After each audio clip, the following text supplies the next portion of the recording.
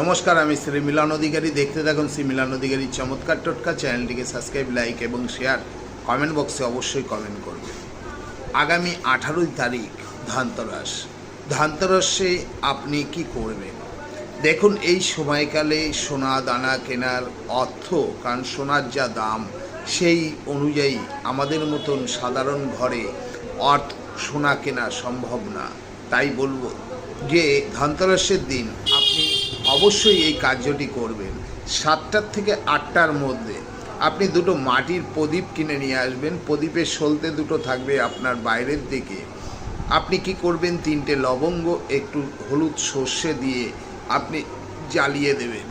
জ্বালিয়ে আপনি দুপাশে রেখে দেবেন। যারা ফ্ল্যাটে থাকেন তারাও এই কার্যটি করবেন, যাদের বড় বাড়ি তারাও এই কার্যটি করবেন, যাদের ছোট ঘর তারাও এই কার্যটি করবেন।